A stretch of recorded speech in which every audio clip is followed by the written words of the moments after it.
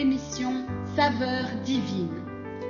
Cette bonne nouvelle du royaume sera prêchée dans le monde entier pour servir de témoignage à toutes les nations. Alors viendra la fin. Ce pain céleste vous est présenté par Immaculée Niraneza. Bienvenue très chers amis, vous tous qui écoutez cette émission Saveur divine.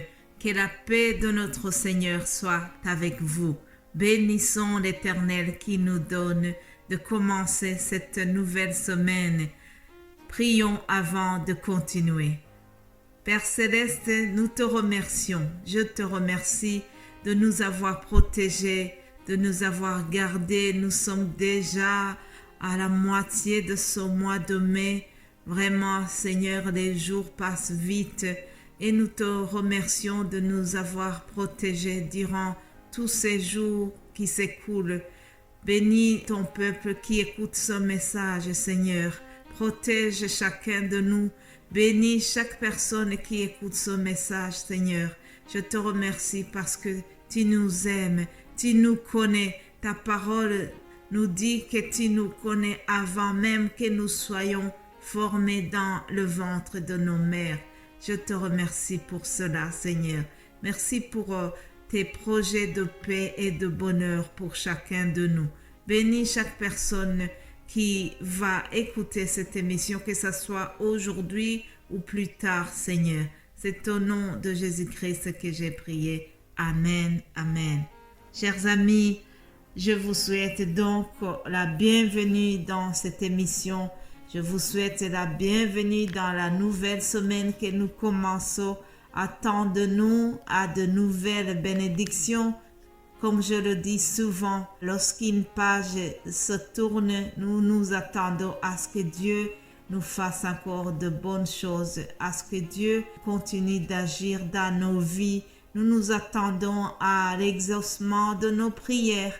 Si vous n'êtes pas encore exaucé, je vous encourage à continuer. Restez dans la prière, restez dans la confiance, parce que Dieu nous connaît et Dieu connaît surtout nos besoins. Alors, en commençant la semaine, je vous propose un mot d'introduction, une parole que nous trouvons dans Jérémie. Jérémie chapitre 1, commençons par le verset 4. Le titre dit « Le choix de Jérémie ». La parole de l'Éternel me fut adressée en ces mots. Avant que je t'ai formé dans le ventre de ta mère, je te connaissais, et avant que tu sois sorti de son sein, je t'avais consacré, je t'avais établi prophète des nations. Alléluia. Ça, c'est Dieu qui parle au prophète Jérémie. Il lui dit qu'il le connaît. Aujourd'hui, les mêmes paroles sont adressées à nous. Je me réjouis du fait que parmi les milliards de personnes qui sont sur terre, Dieu me connaît. Dieu connaît mon nom, Dieu connaît mon adresse, Dieu connaît même le nombre de mes cheveux qui sont sur la tête. Dieu nous connaît, chers amis. Réjouissons-nous du fait que Dieu nous connaît. Vous savez, dans les institutions où nous travaillons, parfois nous ne sommes que des numéros. Moi, de mon côté, par exemple, je travaille dans la communauté Wallonie-Bruxelles. Dans ce royaume de Belgique, j'ai un numéro de matricule dans la communauté Wallonie-Bruxelles de l'enseignement. Cependant, je suis sûre que je ne suis qu'un numéro pour les agents de la communauté Wallonie-Bruxelles. Je ne suis qu'un numéro de matricule. Oui, c'est ainsi. Cependant, dans l'autre royaume qui n'est pas le royaume de Belgique, dans le royaume céleste, je ne suis pas un numéro. Alléluia. Dis-toi que dans le royaume céleste, tu n'es pas un numéro. Dieu te connaît. Dieu s'intéresse à toi. Dieu a pensé à toi. Dieu a rêvé de toi avant que tu sois formé dans le ventre de ta maman. Comme dit la parole ici dans Jérémie. chapitre 1, verset 5. Réjouissons-nous du fait que le Créateur du ciel et de la terre nous connaît et il nous aime. Il a des projets merveilleux pour notre vie. Alléluia. David, un personnage biblique que vous connaissez certainement, il a fait un psaume, le numéro 139. Et dans ce psaume, il a remercié Dieu du fait qu'il le connaît. Il a fait vraiment comme un poème pour remercier Dieu, pour se rendre compte que ce Dieu, créateur du ciel et de la terre, le connaît aussi.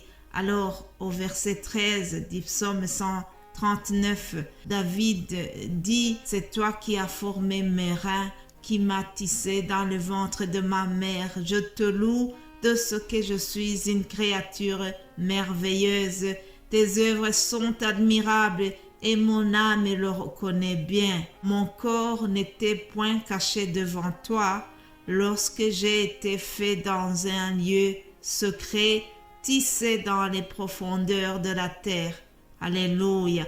Quand je n'étais qu'une masse informe, tes yeux me voyaient. Alléluia.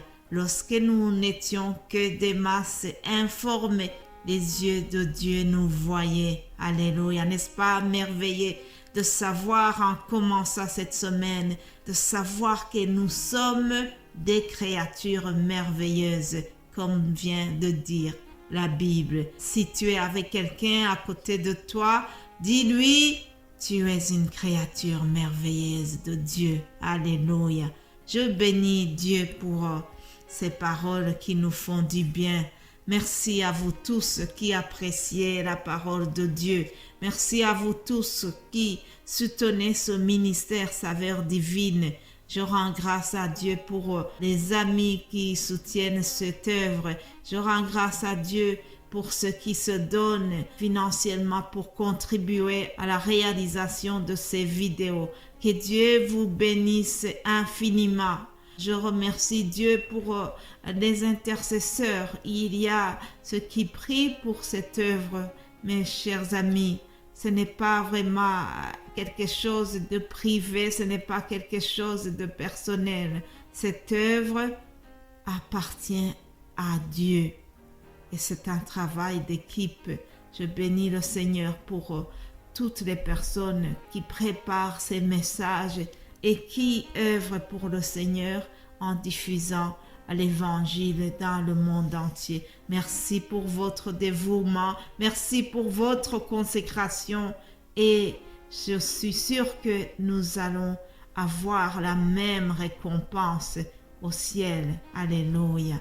Et avant de terminer, je vous donne rapidement le thème de la semaine qui est devant nous. Vous savez, lundi, je ne fais pas un grand enseignement sur le thème du jour, mais je fais juste une introduction et puis je vous annonce seulement le thème pour pouvoir le développer dans le reste de la semaine. Soyez bénis.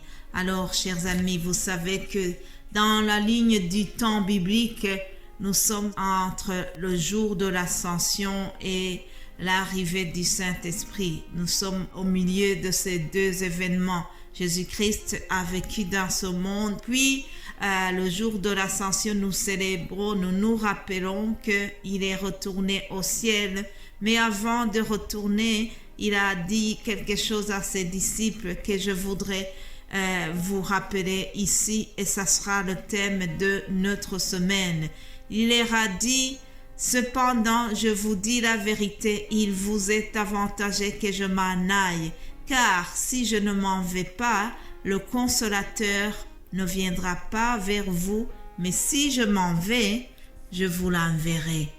Et quand il sera venu, il convaincra le monde en ce qui concerne le péché, la justice et le jugement.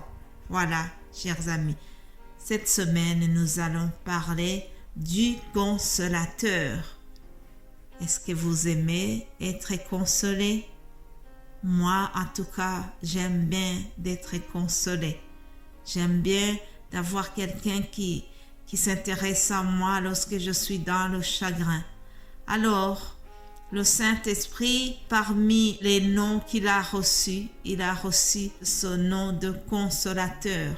Cette semaine, nous allons voir quelles sont les fonctions du Saint-Esprit. Quel est le rôle du Saint-Esprit dans la vie du chrétien? Voilà, chers amis, le temps est déjà écoulé. Je ne vais pas aller au-delà. Que Dieu vous bénisse abondamment. À demain.